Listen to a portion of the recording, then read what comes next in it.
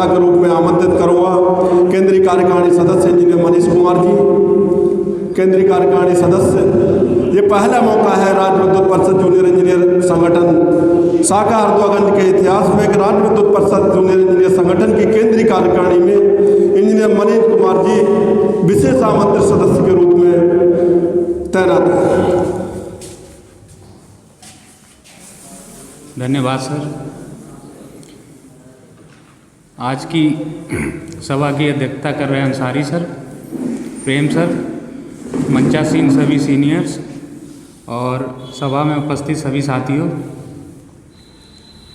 पहले तो बहुत बहुत धन्यवाद, आप लोग ठंडी में रजाई से निकले और यहाँ तक आए।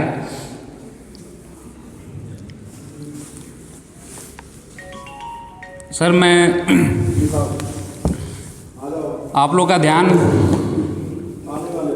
जो चिकित्सा व्यय होता है उसके ऊपर दिलाना चाहूँगा कि ये व्यवस्था कैशलेस होनी चाहिए और इसकी डिमांड ज़ोर शोर से रखी जानी चाहिए।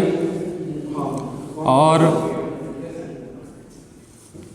जो हमारे यहाँ आवासों की स्थिति है, प्लांट तो तेज़ी से बनना शुरू हो गया है, लेकिन अभी टावर में रफ्तार नहीं पकड़ी है निर्माण की, तो उसको कृपया उस पर ध्यान दिया जाए, क्योंकि हमारे 11 बैच के बहुत सारे साथी हैं जिनके आवास की हालत इतनी ख़राब है कि चूहे भी रह रहे हैं, बिल्लियाँ भी रह रही हैं, वो लोग भी साथ में रह रहे हैं। और सिविल वालों ने एक सिस्टम अभी डेवलप किया है हाल फिलहाल कि आप नंबर ले लीजिए, आप 5 महीने बाद 6 महीने बाद मेंटेनेंस आपका होगा। पता कीजिए कि ये मेरा 588 नंबर है, 4 महीने तक आराम से पड़े रहिए, 4 महीने बाद आपका नंबर आएगा। तो इस पर भी आप लोग ध्यान दें। विशेषकर राजू सर, क्योंकि जब टावर का अलॉटमेंट होना था तो हम लोग ही थे, सबको 2-3 मीटिंग बुलाई गई और 11 बैच के लोग मैक्सिमम बचे हुए थे, उनसे कहा गया, रिक्वेस्ट किया गया कि आप लोग टावर में ना जाएं और जो अपने जूनियर साथी हैं उनके लिए बलिदान दें, त्यागे अपने अधिकारों को। तो हम लोग को सिर्फ कर्तव्य ही बताए गए हैं शुरू से। थोड़ा बहुत हमारे भी अधिकारों की रक्षा होनी चाहिए। इतने जर्जर हालत में आवास हैं कि किसी तरह उसमें दिन काटे जा रहे हैं, तो उस पर भी ध्यान दें आप लोग। ये यहाँ के लोकल मसले हैं। यहाँ बड़ी मुश्किल से खैर हम लोगों को आईडी कार्ड मिल ही गया इस 26 जनवरी में पहन के जाने के लिए। तो वाही साहब तो खैर डीलिंग देने में इनको प्रथम स्थान प्राप्त है अपने पूरे विभाग में।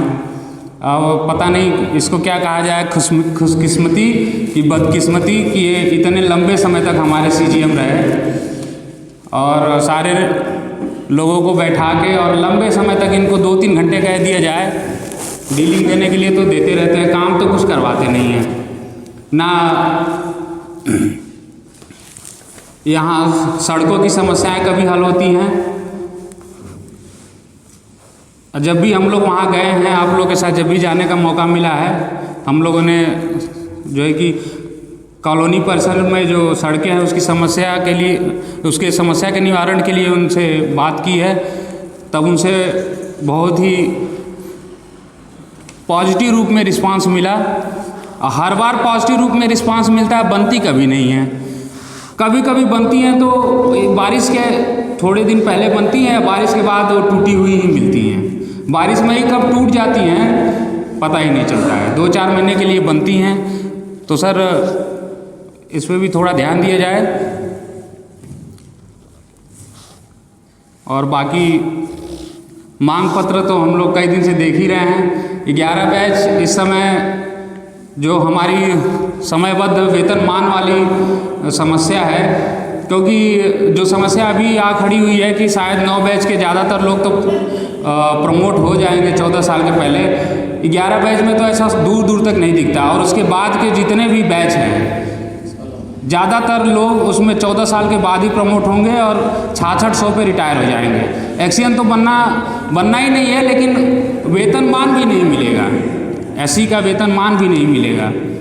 तो और ये मांग भी चूँकि कोरोना काल चला है, कुछ दिन तो मीटिंग भी ज़्यादा नहीं हुई है और बहुत संवाद नहीं हुआ हम लोग के बीच, तो ये तो समस्या सबकी है, लेकिन उनके लिए समस्या ज़्यादा गंभीर है कि हम लोगों को इंक्रीमेंट भी नहीं मिले। जब 4600 ग्रेड पे में हम लोग आए और 6 महीने का गैप चलता है, 14 बैच से 11 बैच से या 16 बैच से। 16 बैच जनवरी में हमारे बराबर आता है, हम जुलाई में उनसे एक इंक्रीमेंट आगे निकलते हैं, फिर वो जनवरी में हमारे बराबर आते हैं। अगर यही हाल चलता रहा तो हम लोग को अब से लेके और रिटायरमेंट तक सिर्फ हर साल एक एक इंक्रीमेंट ही मिलेगा। समयबद्ध वेतनमान का जो कॉन्सेप्ट है वो हमारे बैच के लिए तो बिल्कुल भी कारगर साबित नहीं होगा। तो 4800 ग्रेड पे को या तो डिलीट कराया जाए या फिर हम लोग को जो प्रथम समयबद्ध वेतनमान है वो 5400 दिलाया जाए। 11 बैच की ये सबसे जो प्रमुख मांग है, जो आप लोगों को केंद्रीय कार्यकारिणी के जो हमारे नेतागण आ रहे हैं उनके सामने रखना है आप लोगों को। मैं याद दिलाना चाहता हूँ, अभी उम्मीद करता हूँ कि जीवी पटेल सर जब आ जाए तो हमारे